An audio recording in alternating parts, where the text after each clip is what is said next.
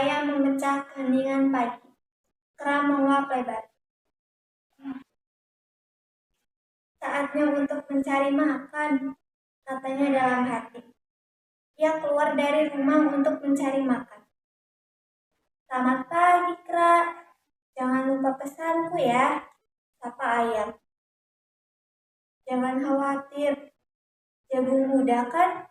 Tenang saja, pasti akan kubawakan, jawab Kera.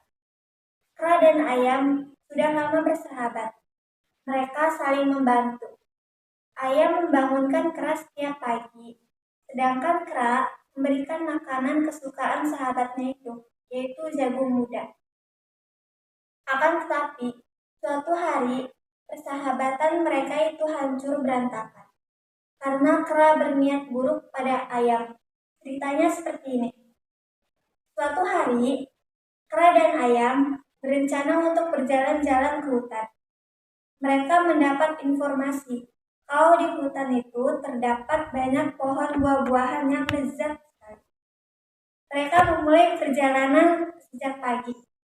Tapi tak sebatang pohon buah pun yang mereka temui. Yang ada hanyalah pohon-pohon yang tinggi dan berdaun lebat.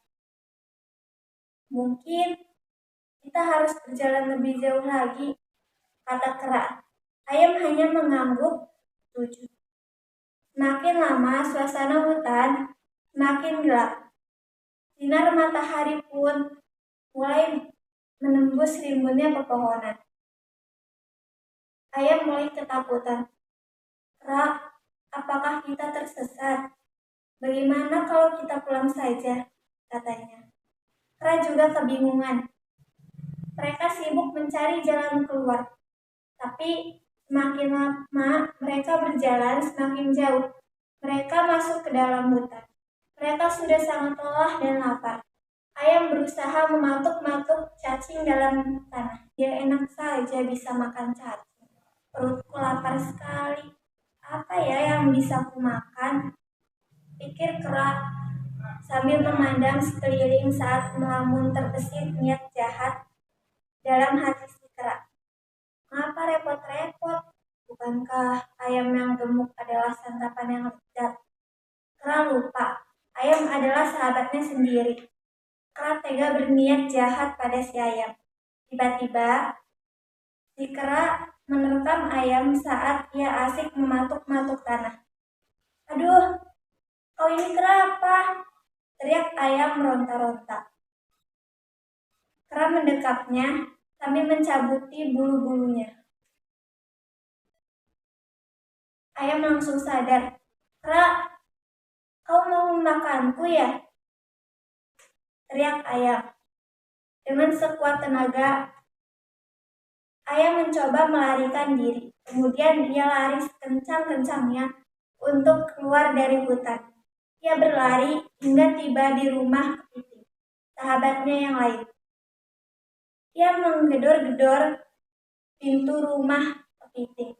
Nafasnya terengah-engah ketika kepiting membuka pintu. Ada apa, Yam? Kenapa kau lari seperti dikejar setan?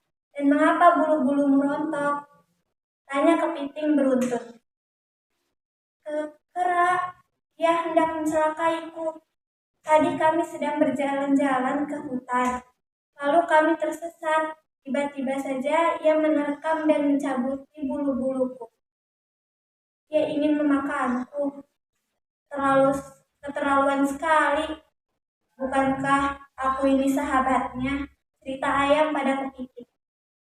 Kepiting benar-benar geram mendengar cerita ayam.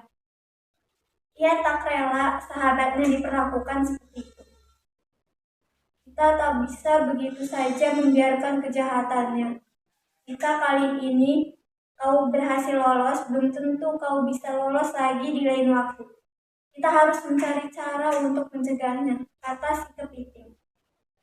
Beberapa hari kemudian, ayam pergi menemui Kera. Kera menyambut ayam seperti biasa, seolah-olah peristiwa yang lalu tidak pernah terjadi. Hai ayam, Sudah lama kita tidak berjalan-jalan ya, katanya riang. Justru itu, aku kemari untuk mengajakmu berjalan-jalan ke pulau seberang. Aku dengar pulau itu memiliki buah-buahan yang lezat.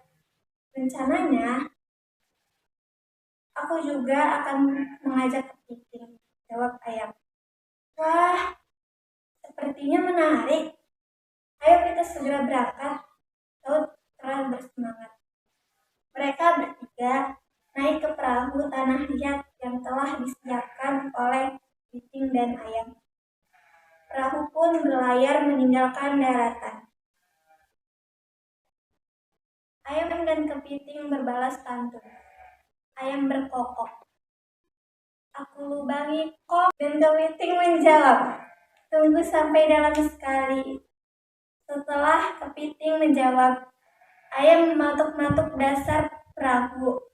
Mereka berdua melakukannya terus-menerus.